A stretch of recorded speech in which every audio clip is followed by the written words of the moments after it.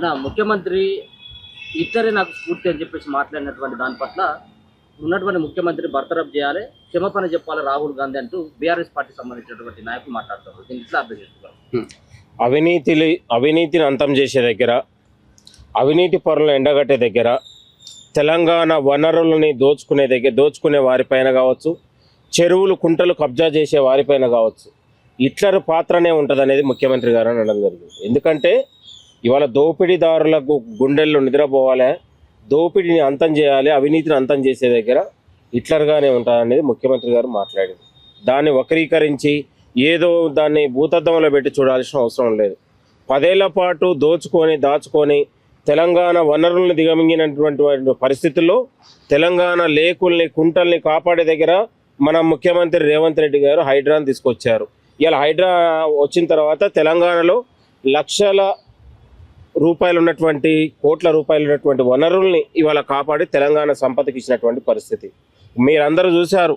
1000 ఎకరాలు భూ కబ్జాల నుంచి కాపాడి విముక్తి చేసి ఇవాళ హైడ్రా ఫెన్సింగ్ లేసి ప్రభుత్వం కాపాడింది. ఇవన్నీ ప్రతిపక్ష నాయకులు కనపడట్లేవా?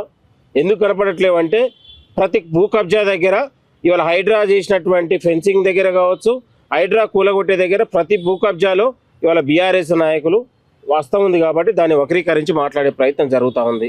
ఇవాళ ప్రతి చెరువుల్ని కుంటల్ని కబ్జా చేసే దగ్గర ఇవాళ ఆ మాజీ మంత్రుల హస్తం ఉందనేది అనేక విషయాలు బహిర్గతమైంది కాబట్టి దీన్ని భూతద్దంలో పెట్టి చూస్తూ ఉన్నారు.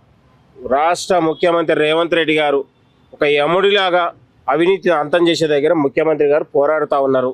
కాబట్టి తెలంగాణ ప్రజలకు ఎవరు ఏంటో తెలుసు కాబట్టి దాన్ని భూతద్దంలో పెట్టాల్సిన అవసరం లేదు. కాబట్టి ముఖ్యమంత్రి యొక్క మాట్లాడిన తీరుని శంకించాల్సిన అవసరం లేదు, మరీ లోతుగా అధ్యయనం చేయాల్సిన అవసరం లేదు. దయచేసి ఇవాళ తెలంగాణ రాష్ట్ర అభివృద్ధి కోసం ఒక యుద్ధంలాగా, ఒక యజ్ఞంలాగా ముఖ్యమంత్రి గారు పనిచేస్తూ ఉన్నారు. రేవంత్ రెడ్డి గారు అనే విషయాన్ని మరొకసారి ప్రతిపక్ష నాయకులు గుర్తుపెట్టుకోవాలి. ముఖ్యమంత్రి గారి ఉన్న రోజులు తెలంగాణ రాష్ట్రంలో బీఆర్ఎస్ ఆటలు, బీజేపీ ఆటలు సాగవు. ముఖ్యమంత్రి గారు అధికారం ఉన్న రోజులు తెలంగాణ గడ్డ మీద ఇవాళ కాంగ్రెస్ జెండానే ఉంటుందనే విషయాన్ని మరొకసారి గుర్తు చేస్తా ఉన్నాం. అంటే కేవలం హిట్లర్తోనే పోల్చుకోవడం కాదు, అసలు తాలిబాన్ల పాలన నడుస్తుందని కవిత చెప్పింది. ఇవాళ 10 ఏళ్ల పాటు తాలిబాన్ల పాలనే తెలంగాణలో జరిగింది కదా, మరి ఎక్కడ పోయింది కవిత అనేది? ఆ రోజు ఎందుకు నోరు మీద పడలేదు? ఎన్నడన్నా పల్లెత్తు మాట్లాడలేదు. కేసీఆర్ అవినీతిలో, కేటీఆర్ అవినీతిలో కవిత భాగం కాదా? ఆ రోజు ఎక్కడ పోయింది సోయి అని కవితకు నేను ప్రశ్నిస్తూ ఉన్నాను. కాబట్టి తెలంగాణ వనరుల సంరక్షణలో ముఖ్యమంత్రి గారు ఒక పెద్దన్న పాత్రగా పోషిస్తూ ఉండు. ఓర్వలేక జీర్ణించుకోలేని శక్తులు ఇవాళ వాళ్ళ ఆట కట్టిస్తుండు కాబట్టి ముఖ్యమంత్రి గారిని టార్గెట్ చేసి మాట్లాడుతూ ఉన్నారు. కాబట్టి తెలంగాణ ప్రజలందరూ కూడా ముఖ్యమంత్రి గారి యొక్క పనితీరును, ముఖ్యమంత్రి గారి యొక్క విజన్ను, లక్ష్యాన్ని అందరూ కూడా హర్షిస్తూ ఉన్నారు. హైడ్రా వచ్చిన తర్వాత తెలంగాణలో రియల్ ఎస్టేట్ పడిపోయిందని అనేక తప్పిదాలు ఇచ్చేశారు. రియల్ ఎస్టేట్ వ్యాపారం రెచ్చగొట్టారు. నిన్నగాక మన రాయదుర్గంలో 200 కోట్ల రూపాయల విలువైన ఉన్నటువంటి ధర పలికింది. మరి ప్రతిపక్ష నాయకులు కళ్ళు మూసుకున్నా ఎక్కడ పడుకున్నారు? నేను అంటా ఉన్నాను, తెలంగాణ రాష్ట్రం అనేది రియల్ ఎస్టేట్ హబ్గా ఉంటుంది. దేశానికి ఒక తలమానికంగా ఇవాళ ప్రపంచ దేశాలకు పోటీ పడే విధంగా తెలంగాణ రాష్ట్రం ఇవాళ ఎదుగుతూ ఉంది. కాబట్టి ముఖ్యమంత్రి గారు ఒక విజన్ పెట్టుకొని 4th సిటీ స్టార్ట్ చేసిన తర్వాత తెలంగాణ యొక్క ప్రఖ్యాతిని పెంచాలనే ఆలోచన ముఖ్యమంత్రి గారు ఆలోచన చేస్తున్నారు. ఆల్ ఇండియా నాజీ పార్టీగా మార్చుకోవాలి కాంగ్రెస్ పార్టీని. ఏదైతే రాక్షసుని, ఒక నరరూప రాక్షసుని ఈ విధంగా ఆయనే నాకు మార్గదర్శకం అని చెప్పి సరైనది కాదంటే కేటీఆర్ ట్వీట్ చేస్తారు.